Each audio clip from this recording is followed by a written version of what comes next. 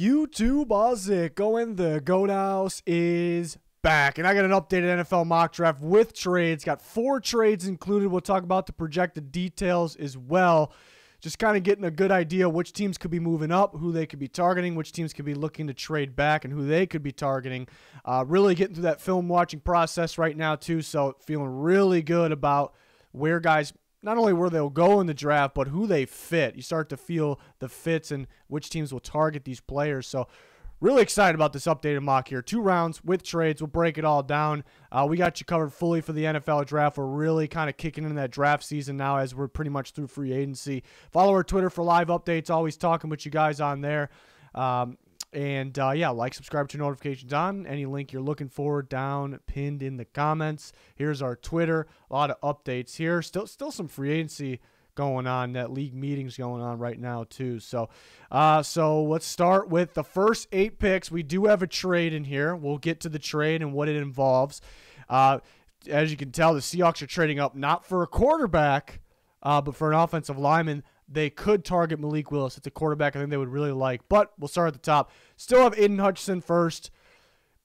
There's some rumors about Trayvon Walker, which he is the big-time upside guy, the versatile guy that, honestly, we'll talk about Walker in a little bit, but so good in many different places, so many different positions. The Jags could go that route. I think that's just smoke rumors right now. You know, I'm still feeling Hutchinson, more of the safer pick there. Stand-up pass rusher, definitely better standing up than in the hand in the dirt. You know, we learned that this year, obviously. You know, something he can work on is more production actually off the around the outside of the tackle. So good at, you know, just being more physical in the tackle with the bull rush and on the inside moves as well. So the Jags pair him with Josh Allen. They could go offensive line. They could trade back. Feeling Hutchinson right now. So this is kind of where I made a change since my last several mocks. Just getting the feeling that the Lions might go Malik Willis here, the quarterback from Liberty. His stock continues to rise. You take a look at the Senior Bowl, then you take a look at the Combine, and now his Pro Day. Everyone loves him. He's a very likable kid. You hear him talk. He's a real good kid, too, at the same time, which you have to be able to play, obviously. But the most upside from this quarterback class, you know, it's not really known as a strong quarterback class, so you might as well take the guy with the most upside if you're going to, you know, we're talking the first quarterback off the board.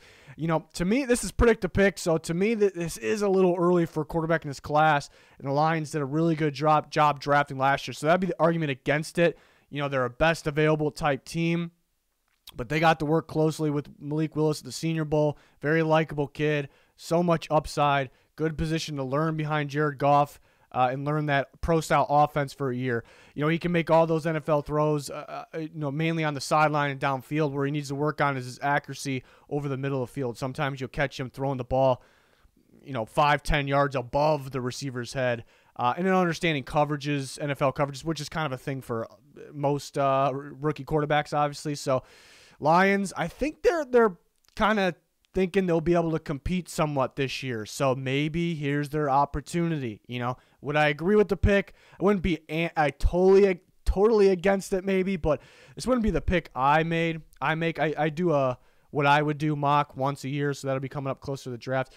Texans go Evan Neal, tackle from Alabama. I thought about, and we actually see the Giants trading back, I actually thought about how could the Giants come up here and get Evan Neal, but I think you know, if the Lions want to take their quarterback there, they stay put. That would kind of be the opportunity. If the Lions didn't want the quarterback and they wanted to trade back, that would be the Giants' opportunity. And I think the mistake people make, especially with the top guys of this offensive line class, it's like, and with their teams that need an offensive lineman, like, well, we'll just get one of the other guys. We can get any of the 3. Well, no, that's not how it works.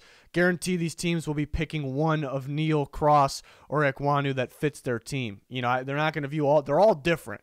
You know, I think Neal fits the most teams. You know, he's a definitely better pass protector than run blocker. He loses his balance sometimes in run blocking, so that's something he needs to work on. But he's so smooth in pass protection. You know, switching mid-play, you get a delayed, you know, stunt or blitzer. He's so good at picking it up. And the Texans would really like to have Neal and start him at right tackle and could be the future left tackle if Tunsil doesn't work out. But the experience at a high level at both is big time. So I do think Neal is the top tackle, mainly because he's so damn good at pass protection. There are better guys run blocking. Ekwonu's definitely better run blocking. But Neal's so good, pass protector, and he fits pretty much anything you want to do, unlike the other guys. So the Texans go that route. Again, maybe like because the Giants, I think Evan Neal's by far their best fit compared to the other couple guys. So if they want an offensive lineman, there's one other one I like for them. We'll talk about that. But I think they would really like Neal. So could they try to trade up? So I was thinking about that. And the Jets go Kayvon Thibodeaux, edge rusher from Oregon. So I finished watching the top tier pass rushers this weekend, and yeah, I think we almost forgot about Kayvon Thibodeaux because, you know, how many years was he kind of projected the top guy of this class? And then Hutchison has a breakout year. Walker has a breakout workouts. You know, and Thibodeau's almost getting forgot about in a way, but he's so damn good. He has the best get-off in the class. So explosive. He can stand up, hand the dirt, equally effective, you know, either way. Just so much athleticism as well. And just makes these big-time impact plays. I love the fit after watching more of them. You know, I'm loving the fit with the Jets. I think they're kind of – Robert Saleh kind of looking for that D4 type pass rusher that's, you know, you look at him, he's like, is he a 3-4 outside linebacker? But his play style is more 4-3-M, but he can drop in coverage. That's kind of all, and he's very athletic. It's kind of – Thibodeaux is kind of a better version of that, and that's what the Jets are looking for. So I really like this fit. I'm probably going to continue to mock this one. You know, he could go earlier in this. He could go 2. He could go 3. So we'll see with the Jets if they can land him. So I have a trade. First mock draft with trades. I have the Seahawks trading up. Maybe surprising it's not a quarterback. Again, I think they'll really like Malik Willis. He's off the board at 2. But the Seahawks desperately need offensive linemen. I mean, their 2 starting offensive linemen for last year right now are free agents. I'm not hearing anything about the re-sign them. Maybe they will. They missed out on Trent Brown. You know, maybe they looked around for other guys that are off the board as well. And then Seattle's somewhere in that rebuild stage, you feel like. I think they would really like Ikem Ekwonu from NC State, who is the best run-blocking tackle from this class.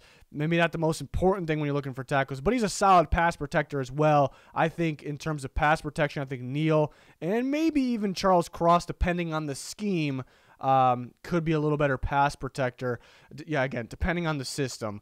But I think the Seahawks would really like Ekwonu for his top-tier run blocking and a solid pass protector. So they trade up, and they're very desperate for a tackle. And maybe start with that. Since they don't really have their quarterback in place yet, maybe get that under control first so whoever is going to be their future quarterback's not getting killed back there. So, yeah, take a look at the trade details I came up with here. It's a little tricky one.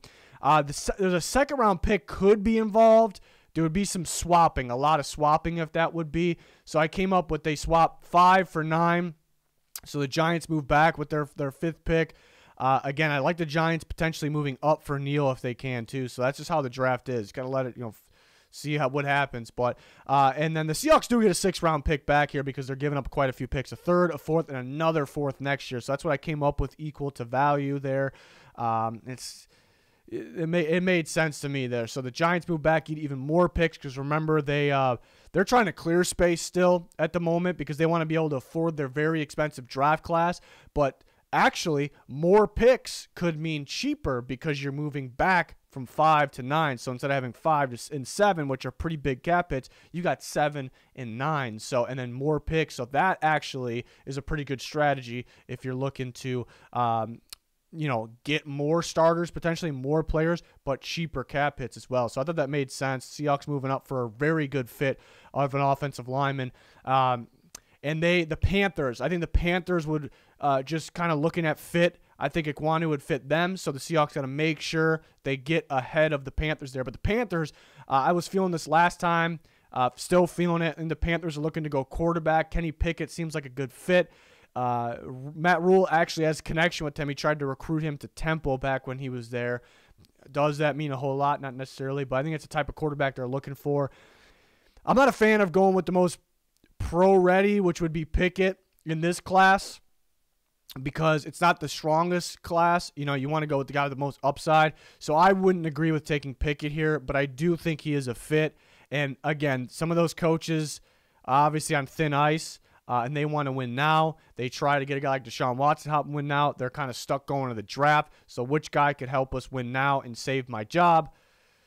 you hate when that's the situation, but that would be probably the route there. So it just feels like a fit. It seems like they're really doing their homework on all the quarterbacks. It seems like they're really focused on Kenny Pickett right now, just trying to separate what's kind of smoke and what's not, how you're trying to fool the other teams by what you're doing. So that's the tricky part.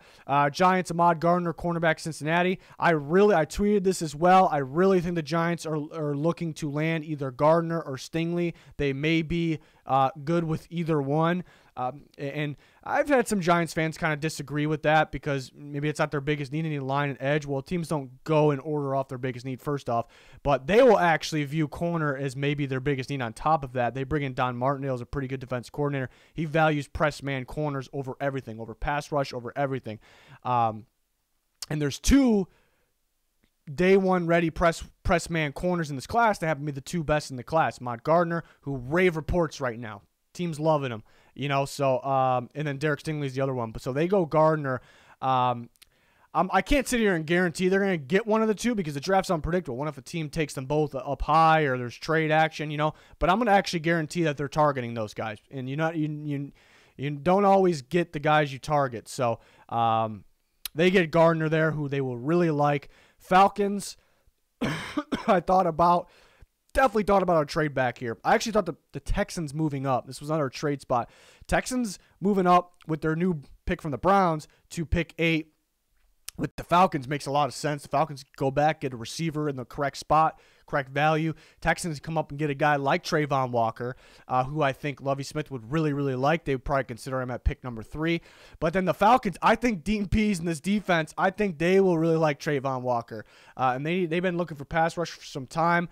Trayvon Walker, the upside king of this class, freaky length, freaky athleticism, versatility is ridiculous. He plays defensive end, hand the dirt, plays, at the edge spot standing up. He plays in the interior. We'll see him blitz from the inside. We'll see him drop in coverage. He's pretty damn good in coverage, uses his length and athleticism and reads the quarterback. Does all of that, and the Falcons really like that. Where he is best, I finished watching his tape. I was hyping him up like early February. I thought before most people were hyping him up before the combine and everything. But where he actually is best day one is the interior. He's an edge guy, but he's really everything. But where he is best day one is the interior. Watching him take on guards it's actually hilarious because he just uses his length to just dominate them, but so much upside off the edge. But I think the Falcons would like that, moving him next to Grady Jarrett, moving on the outside, having him drop in coverage because sometimes the Falcons would drop extra guys in coverage and only rush because I think Dean Pease does value kind of the secondary and being coverage at number 1. So I think the Falcons, I was thinking about having trade back. Texans trade up to target a guy like that. Maybe the Falcons trade back and target a Garrett Wilson, we'll say, somebody like that. But I really like Walker for the Falcons, and there's talk about him going 1, So this is about as far as I could see him sliding, a bit. Will teams panic on, he's a little bit of a project in terms of the edge rusher. Doesn't have a whole lot of production now. There's a legitimate reason for that, but we talked about it. But, playing in multiple different spots, not as many edge rush snaps as some of the other guys. So this could be a little bit more of his range compared to 1. That's a little bit rumors right now, but we will see. So the Giants picked Ahmad Gardner, and then they moved back in Charles Cross. So I really like Evan Neal for them, but next would be Charles Cross because I think the Giants are looking to be a pass-first team under Brian Daboll. And Charles Cross is a very solid pass protector. It's a little bit of a boomer bust prospect because Mississippi State barely ran the ball. So we didn't get to see too much action in him in terms of run blocking. And their passing game was pretty much, it's not even a 3-step drop and throw. It's just the quickest throw as possible. So he didn't really have to block for long. He did a great job doing it. He's got really quick feet. He's very, very lengthy. He's pretty athletic. So it is a little bit of a boom or bust, like it's a good prospect, but kind of risky to take him at the same time. So the Giants trade back. They look at who's in that range. Maybe we want Evan Neal, but he's gone. Ken McQuanu's, mainly a run blocking guy. We want more of the pure pass protector, maybe the second best pass protector in the class here at Cross. When we see who's in that range, we don't really think they're going to go with Cross based on how they run their offense. So let's trade back. Let's get Ahmad Gardner. Let's trade back and let's get Cross here. And they got extra picks. Another trade. This might surprise some people, but this one kind of clicked in my head a little bit. I really like this one. And that is because, well, first I have the Saints trading up to take Derek Stingley Jr., in case you didn't see it on your screen. But remember last year, it just clicked to me. Last year, we heard it kind of the week of the draft, leading up to the draft. The Saints are very, very interested in trading up for one of the top press man corners, which would be J.C. Horn, probably option A, but Patrick Surtain's is right there with them. Option, it's a kind of 1A, 1B situation. And then we heard during the draft, they were trying real hard to do it, and it was tough to pull off because the teams picking in that area just wanted the corners. The Panthers taking Horn maybe was a little bit of a surprise, a little bit. But then we heard during the draft and after the draft that they tried to trade up. The Saints tried to trade up for him. So what happened last year, though? Maybe the argument against this, they ended up getting Bradley Roby at one point, and they drafted Paulson Adebo, who ended up being pretty good. But you look at Roby and the extension. It looks like the extension they wanted to clear more money, and that's why they extended him. They put Boyd years on it. Basically, he's going to be a free agent after next year. And Adebo looked pretty solid, but there's really nothing guaranteed there. The Saints value corners over everything. They run a ton of man coverage. They play two-man under. And they want to continue to run that thing. They want to run the same thing but not get stale at the same time.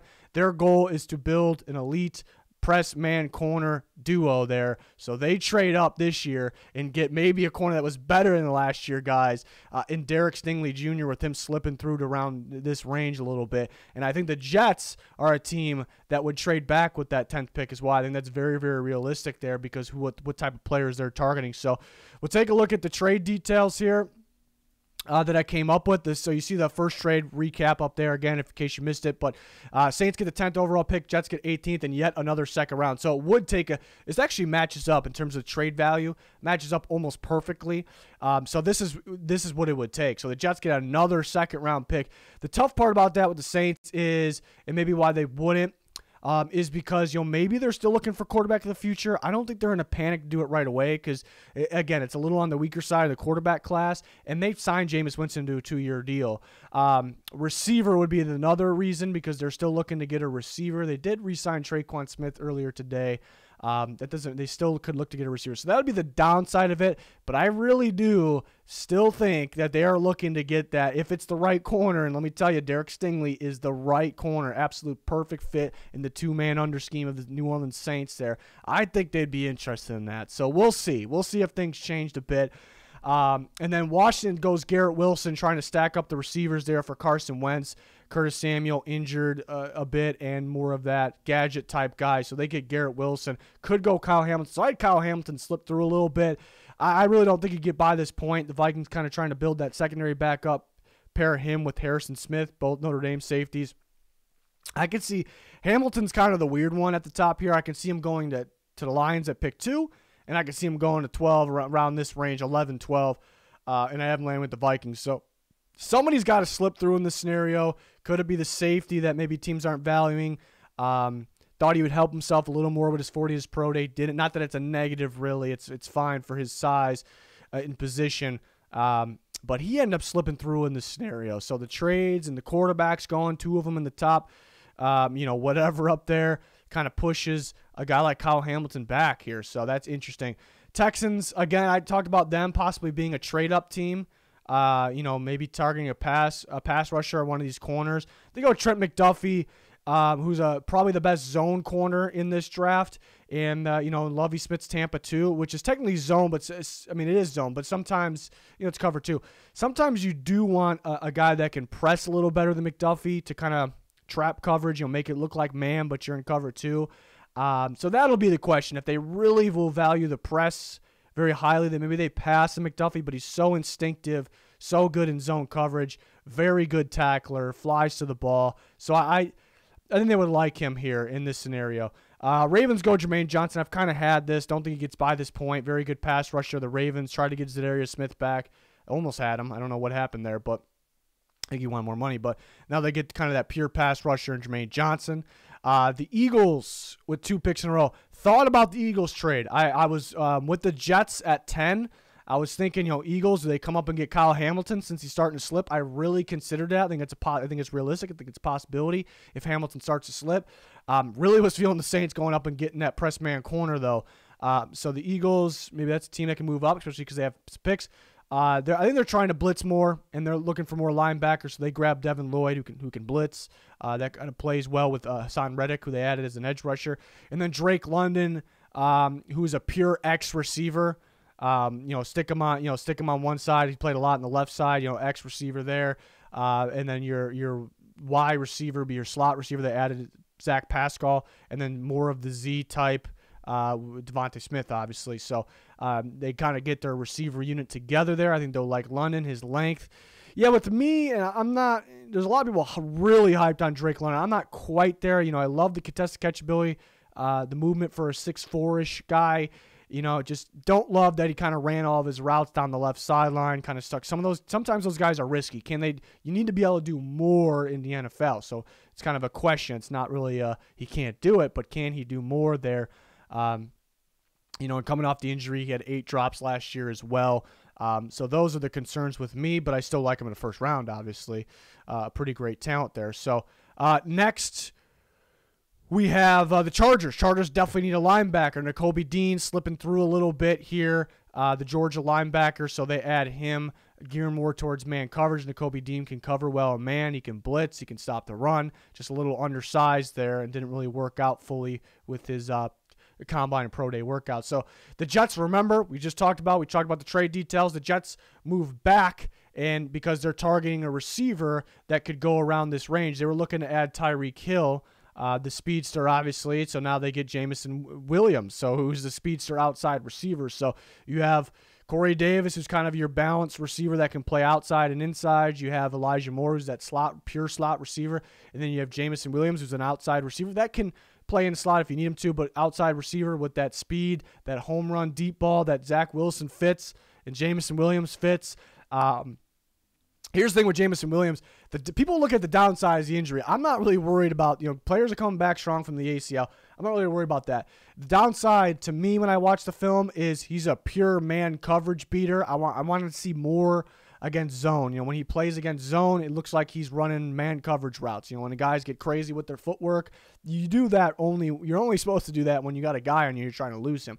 He'll do that in zone coverage, so he needs to be better against zone coverage. That's kind of the downside of him.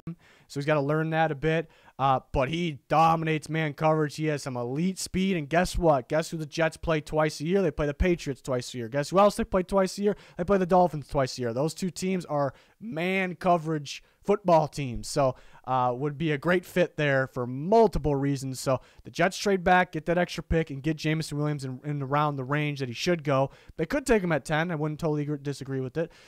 Jordan Davis slips through. Really thought about him with the Charge. Chargers need a linebacker so badly. They added some defensive linemen. Not that I think their defensive linemen they added solved everything, so they still could go Davis, but they need that linebacker so bad. But the Eagles go Davis. They have a top 30 visit with him.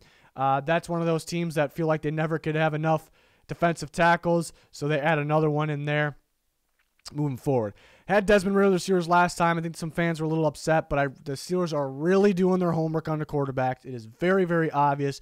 Ridder seems to be one that they're very focused on. That I think Tomlin had dinner with him a couple nights ago. Doesn't mean they're taking him. It just means they're very, very interested, though. So I think he's a fit. I think he's a better fit than a guy like Corral, which I think will have limited fits now that I've watched him some more. So the Steelers go Ridder. Patriots, I love 2 fits here. Very, very much. Zion Johnson, who I had them taken. I really like Sky Moore for them. Feels like a really good fit. Julian Edelman type receiver. I think they'll really like Zion Johnson, though, who's I think going to be a really good guard, who is versatile as well. If somebody gets injured, he can play center or tackle as well. So, but I think they would really love him as kind of a Shaq Mason replacement at the guard position. Chris Olave, whose stock is kind of up, so he can go earlier in this. Definitely can go earlier in this. Very good outside receiver. Just gets separation downfield. All of his production's pretty much downfield, so you do want him to work on the underneath things a little bit because he's kind of got the body for like the underneath things, but he's dominant downfield. Packers grab him. They'd love to have him there. Boye Mafe from Minnesota to the Cardinals. They need a pass rusher pretty bad. I think it's a safe pick. He gets after the quarterback. He's very athletic. Got some good traits. He can stop the run to really improve this last year. So another trade. So I told you guys I had 4 trades. Sky Moore is the pick for the Chiefs. They trade up with the Cowboys. The Cowboys trade back. Jerry Jones not afraid of that. Get some good value when he trades. So the Chiefs go up and get the receiver that they need, Sky Moore, who could play inside and outside. I'm a big fan of Sky Moore. Great release. Maybe the best release in the entire draft, actually, from receivers. Very good footwork. Gets separation. Insanely good after the catch. Very good hands. I like Sky Moore a lot. Feel like he's a very safe pick with some upside. They get Juju Smith-Schuster, who's that big slot. He's kind of a true slot receiver. They get Marquez Valdes-Scantling, who's that lengthy outside receiver. Now you get the guy that can play outside and inside, so you can kind of mix him in. He's very good after the catch. You can kind of give him screen passes, end arounds. So I think the Chiefs will love Sky Moore. A lot of people linking Jameson Williams, I think mainly because of his speed. I can see that. I think that role is Marquez Valdes-Scantling, and they would have to move up further up for Jameson Williams. I think Sky Moore is more of that fit, and I'm a big fan of Sky Moore. Let's take a look at the trade details. Cowboys move back, Chiefs move up.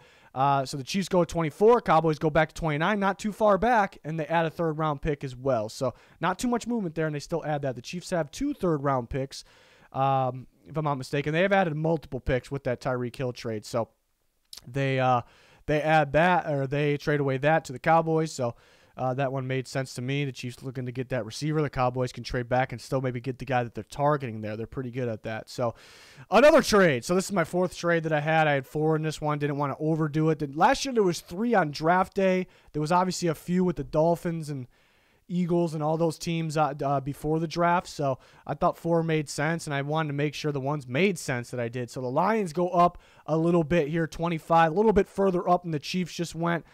From 32 to 25, the Bills go back.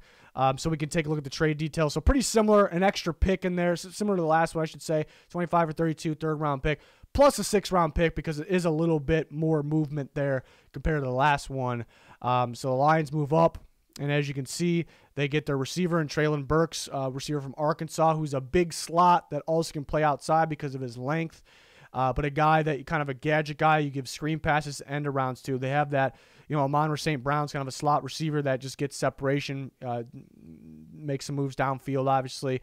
And they added DJ Chark, who's your outside receiver. So some guys that can work well together. I think the Lions really want to run the ball. So getting a gadget type guy with Burks, really good. You do worry about the separation. He's got some pretty good footwork though. Didn't run a big route tree too, but it's a very talented athlete, big body receiver. Obviously they can do multiple things with. So I think the Lions would be interested in that type of play style. Titans, I really think the Titans are going to like Desmond Ridder. I had the Steelers taking him, and they're doing their homework on quarterbacks, but I think they'll like Trevor Penning as well. I think that maybe a little bit too hype on Penning. We saw him at the Senior Bowl bully some people, and then we saw him have a pretty good combine, and people shot him up, inside the top 20, 15, some people 10. I watched the tape on him, and I feel like this is more of his range. He's a very, very good run blocker. Sometimes will lose his balance. Needs the right fit, so he definitely fits the Titans. He'll play right tackle for them. He fits them. More of power running style. We got Derrick Henry in there. That makes some sense. I was a little confused. I came across Pro Football Focus had a 99.9 run blocking grade on him. I don't know where they came up with that. I was about a couple minutes in the Iowa State tape, and I'll tell you this first though. Penning's a very good run blocker, but I was a couple minutes into the Iowa State tape, and he had some struggling moments in that specific game run blocking. So you think 99.9 is pretty much perfect. Maybe missed one assignment or blown one run blocking. I don't agree. I saw something different there, but very good run blocker overall. I think he fits the Titans. Devontae White to the Bucks. I believe I had this last time, kind of that Ndamukong Suh replacement there. It would be that replacement. So pair Wyatt with Vita Vea there. Packers going to need a right tackle. They're going to need a tackle in general just in case, Bakhtiari gets hurt as well, which he has some injury concerns, so maybe you got another guy that can fill in. So they get Raymond, which I would feel a little more comfortable with. We're basically early round 2. That's kind of where I would grade him. We're basically around there. I thought about a trade back. Couldn't really find a good spot. Maybe a team coming up for a quarterback. It's really what I thought about, but is there a threat for one of these teams right here to take quarterback? Maybe you will trade up in the first because you want that 50-year option on the quarterback. That's a possibility. But the Packers get the right tackle they need. So the Cowboys trade back, still ended up with Tyler Linderbaum. I've kind of had Linderbaum around this range the whole time. People have had him in the top 15, top 10. Never really saw it. I think people are starting to realize this might be more of his range because it just really kind of gives you center vibes and only fits a handful of teams. Is he going to be a guard? It's more of a question. So how high? And he's missing traits, length. So how high do you take that? He's very good tape, and the Cowboys love to have him. Maybe looking to run the ball a little more because they had a very good average last year, but should have ran the ball more. And the Chiefs stay put at 30. Take George Karlaftis, edge rusher from Purdue. Again, I think this is more of his range. I will say he had more production than the sack stats will show. But yeah, missing length and some production. I think this is more of his range, so the Chiefs get their pass rusher. I thought about Daxton Hill from Michigan, who was a very good kind of a slot type safety. But when he did fill in with his limited reps at free safety, he looked pretty good. So I think the Chiefs would really value him. So I really thought about that, but they need pass rush so bad. So maybe the Chiefs try to trade up again in the second round, to get a guy like Dax Hill, because I really like that fit to pair with Justin Reed. And then the Bengals go Kyle Elam. I had this last time. I really like the fit. I think Elam's going to be a very good press zone corner. The Bengals really mix up their coverages, but they want their corners to be able to press. So the mixing up the coverages really confuses offenses. Are they in man? And then when they do switch to man, I think Elam with his press ability can handle that, but they're going to run more zone. They want their guys to press. That is a great fit. He has that length that maybe Trey Waynes had that they were looking for, but on the upside here. And then remember, the Bills traded with the Lions. They move back, and they still get that offensive lineman that they're looking for in Kenyon Green, who is a very good pass-protecting guard. He struggled a little bit. Well, not struggle, but for a first-round guy, maybe. If you look at just his run blocking as a guard, is he a first round? That's kind of the question with him, because when you look at tackles, you want them to be up there with the pass protection. Look at guards, maybe more of the run blocking. So maybe he slips a little bit because of that. But the Bills are a pass first team, and then when they have the design runs with Josh Allen, it's more of like the pass blocking style to kind of throw off the defenses as well. So I think Kenyon Green fits that. And they're looking for some guys of the future there in terms of the interior line. I know they added Saffold. How long is that going to last? They kind of moved on from a lot of guys, obviously, so they could use that guy here. I think they can move back and take him at 32. I guess the Bucks could be a little bit of a threat there, perhaps. That'd be an interesting one. But now we move on to the second round. I've had this for a bit. Jags looking to blitz more. They need a blitzing linebacker next to Alualco in there, so they get Christian Harris, who's a phenomenal blitzing linebacker, pretty versatile as well. Lions take Daxton Hill, so I think they will like to use him in the slot because they got Will Harris, they got Tracy Walker. Tracy Walker to me should be a free safety, and they got him back, so maybe they're going to use him more correctly here. Will Harris probably should be a backup, but they kind of can use all these guys here because Daxton Hill can play slot and he can play free safety. So, and they're looking for the interchangeable guys there. I've had this one for a bit. Travis Jones, a borderline first rounder. They get that nose tackle in there for the Jets. Giants go Sam Howell. They're doing their homework on some of these guys. They try to get Trubisky. So the Giants are interesting. I even crossed my mind. I don't think they do it, obviously, because I didn't mock it, but they might be that sneaky team. They kind of got us all like they're not taking a quarterback. They're not taking a quarterback first round. They might do it, because they try to get Trubisky. They're doing their homework on these quarterbacks. I think this makes a little more sense. Howell really fits Daboll's scheme. I think he could be better than Daniel Jones. At least you would hope so. So they go Howell at 36. I would like that for them. Texans go Lewis Seen, who's getting some buzz right now. He's kind of the opposite of Dax Hill. Dax Hill played most of his reps when you watch him in the slot. But when he played his limited reps at free safety, he looked pretty good. Lewis Seen played most of his reps at free safety, and he was good there. But when he played his limited reps in the box, looked pretty damn good. But, yeah, mainly a free safety there, but the Texans grab him and add him in there. Quay Walker, who's a lengthy, smooth, linebacker, almost moves like a safety, that he could sneak in the first round. So the Jets are really getting a haul right now. So they add that linebacker that smooth coverage linebacker all over the place, high motor that maybe Salah's looking for there. Christian Watson getting some buzz. Some people talk about in the first round. I'd say we're getting maybe a little too hyped there. I do like him, but you take a look at the length and you take a look at the speed, and he's got some good production as well. And I think you fall in love with that, but you watch the tape, and you wish that the crazy elite length and speed together, that should show up on tape a little more. Can he use it properly? And he can, just not as much as you want him to, I suppose. So you want to get more out of him. So I think this is more of his range. The Bears seem like they're looking at speed. They want speed. They need another starting receiver to pair with Mooney. And you kind of want a lengthy guy that can play on the outside because Mooney kind of plays inside and out. So you add Watson there, that made sense. So Matt Corral, one of the toughest guys to mock in this entire draft as well, because I think the Seahawks can take him with their 9th pick, and I think they can fall down here to 40. And he had a pretty good pro day. You see the arm strength, stuff we already knew though, But you watch the tape, and you do see some struggle under pressure, and you do see him kind of succeeding a little bit more with the one read plays when the first option's open. Make some wild throws, but then you kind of get the feeling like he's going to be a guy when he's under pressure. He kind of just throw it up for grabs a little bit, which some of the good quarterbacks actually do. You look at Mahomes, guys like that. But so could he slip to the second round? I think it's realistic. I think somebody could take him in the first round. I think somebody could take him down here. He slips to the Seattle Seahawks, and they would be happy to have him at 40 for sure. Next up, the Seahawks again. Andrew Booth would be a very good fit with them, and they're looking to run some more cover too, so that would make sense. Booth, a big-time playmaker, will get beat here and there, though. I think I've had this for a few mocks. Dotson of the Colts looking to add a speedy receiver to pair Pittman. Falcons add Channing Tindall, who's a linebacker that would probably be using as a blitzer a bit. Freak athlete, absolute freak. So looking to replace Aluoko in there. Ajabo slips through because of his Achilles injury, but a very good pass rusher. Definitely needs to work on his ability to help stop the run. The Browns grab him at 44, too good to pass at that point. Ravens go Dylan Parham, who could be a day one starting guard. I've heard NFL teams like his potential as a center as well, so that can help the Ravens, multiple ways there, and I like the fit. Vikings go Kyler Gordon, so he slipped through. Gordon, I like that he has the ability to play zone, man, and press at the same time. He's very underwhelming with his workout, so maybe he's not a first rounder anymore. Maybe he is because of his experience as in press man and press zone. That's pretty appealing there, but he slips through. The Vikings really stack up the secondary here. Carson Strong starting to get some buzz again because his arm strength's ridiculous. You see some comparisons to kind of Matt Ryan.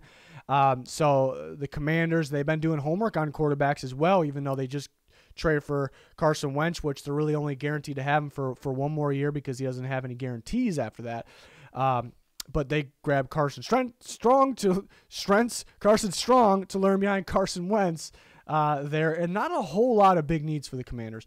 The Bears go Daniel Falele, offensive lineman from Minnesota, who very athletic for a very lengthy tackle as well. So it could be a future tackle for the Bears there since they have 2 picks in the second round. We've seen them grab some good players there. Next, the Jets grab this with that Saints trade. So that's a downside of having trades. It kind of blows up the whole draft, but I really like that Saints trade up. It made a lot of sense. So the Jets grab another second-round pick. Martin Emerson apparently is going by MJ now, but Martin Emerson, most people know him by the cornerback from Mississippi State. Has a really fun tape. Got the chance to watch him. You see he's got some incredible length. Kind of get the feeling he's a press zone guy, but can play some man, can play off zone as well. So good at attacking the ball. If the ball is caught and underneath him, he'll attack it on a run. Pretty fun to watch. Maybe he doesn't have the speed as some of the first round guys, so that'd be why he goes second. So the Jets add their corner here. So the Jets pretty much filled all their needs right now, looking pretty good. Chiefs go Jalen Petre, who would replace Tyrann Mathieu. I think Reed kind of more of the Sorensen replacement, but can move him around a bit. Even though he's nothing like Sorensen, but Petre's kind of that slot safety, which Tyrann Mathieu was, So they go with Petre. Roger McCreary for the Eagles, they grab their corner. Steelers go Tyler Smith. So, this feels like a Steelers-type tackle. Big body tackle. They're looking for another one here. They get their quarterback in the first round. They get Smith here in a second. Packers go Arnold Ebiketie from Penn State, 3-4 pass rusher. What the Packers need to replace Zadarius Smith because they really like, sometimes they use 3 at the same time. They really like the rotation. They have Gary and Preston Smith starting right now. Mechie, watch Mechie, and I'm like, I think we forgot about him a little bit. Maybe because of the injury. Mechie's pretty solid. I think he could... they played him in the slot and they played him outside. I think, some of those guys in the NFL, they're more of an outside guy, or they played both in college, and they come over and they're not surprisingly, but they're more of as a slot receiver, and they dominate. They're even better. I think Mechie could be kind of one of those guys. And I think he's better at zone than Jameson Williams, reading zone, getting open. So Mechie pretty solid. He was really good last year, projected first-round pick, and he lost his quarterback, Mac Jones, who's with the Patriots too. So that's kind of a bonus there. So I really like that. I think Mechie can get back in this conversation of being around a top 50 pick in this range. Cardinals go George Pickens, which originally thinking that the Cardinals could use a slot to replace Christian Kirk, but I think they got Rondale Moore for that, and they have DeAndre Hopkins, so they're kind of looking for that guy, that A.J. Green replacement, and you get the same style receiver from Georgia in George Pickens, so that made a lot of sense to me. Pickens has had some injuries, very good contested catcher, doesn't get a whole lot of separation, so maybe that's the downside. More athletic than given credit for as well, but I think the Cardinals really like him. Cowboys need another pass rusher. Lost Randy Gregory, missed out on some guys. Sam Williams, a guy that I think they'll really like. Very athletic, very speedy. Could improve his run-stopping abilities for sure. That's probably why, the production and getting after the quarterback and the speed kind of makes you think, could he sneak into the first round? He could. He could. But then, where he needs some work with the stopping the run, could get him around more the second round range here. So the Cowboys go Sam Williams. That'd be a very good pick for them. And the last 8 picks here, the Bills go Breece Hall. It is so tough to mock Breece Hall and Kenneth Walker. You feel like they have to go in the second round because they're so talented. They're easily the top 2 guys. It's hard to find a spot for them. But I go Bills. The Bills are kind of, looking, feels like they might be looking for running back here. This would be their best running back. A lot of upside catching the ball. Falcons grab the receiver. I like Khalil Shakir a lot. Watch his tape. This is a slot receiver that understands coverages and can get open. And then very quick as well. Very solid after the catch. Tough. He has some spectacular one-handed catches. Has had some bad drops though. But he's so good at reading coverages, getting open, that I like him in the second round. Falcons looking for that type of guy for Marcus Mariota there. Packers double up on receiver. They get Chris Olave, who's that outside receiver. Now you get kind of who I think could be like a big slot in the NFL, in Jalen Tolbert from South Alabama, who had a very good combine. So I think the Packers will like him. I think the Packers would really like a guy like Justin Ross, who I think could be a big slot in the NFL, the Clemson receiver. Just that serious injury concern. Will he hold up? Kind of since then, he kind of declined a little bit, so I thought second was too early. I think they'll like guys like Tolbert and Ross, and they'll like. Bucks get Logan Hall. So another defensive lineman for them, but this is and why are they double up on defensive linemen here? Well, they're way different, but Hall is kind of, you get William Golston, who they signed back only on a 1-year deal, though, and Jason Pierre-Paul. You kind of get them together. Logan Hall is that pass-rushing defensive lineman, and, sometimes the Bucks would move Jason Pierre-Paul up on the defensive line, their 3-4 defensive line, just on pass rush reps. So you kind of get a 2-for-1 here. So the Bucks do double up on D-line, but they're 2 totally different type of defensive linemen there. So I like the fit there, what Tampa's trying to do. 49ers... still haven't dealt with their open spots at safety there. Jaquiski Tart, a free agent, and they go Jaquan Brisker, who I like is kind of that role. Can play him in the box as well. Strong safety type there. So they go at Brisker, who had a pretty good pro day as well. Chiefs go Kenneth Walker. I know they added Ronald Jones. Edwards-Helaire has that injury concern and a bunch of other free agents. Walker just fits to me. They had so much success with a lot of those power gap type runs last year, and they didn't do enough of them. You had Walker. I think that fits a lot more with that. Perrion Winfrey could kind of be the Bengals 3 technique to replace Ogunjobi, who's still actually a free agent, fell through with the Bears, so could they get him back? So that made sense. Run stopping is the concern with him and why he could drop. And then Muma, who could go earlier in this, but the Broncos looking for linebackers. I heard they could move Baron Browning to the edge position, which he kind of played a little bit of everything at Ohio State, so that actually could make sense. So they add more of the off-ball linebacker here, and Chad Muma from Wyoming, who had a good workout the combine last month that we saw.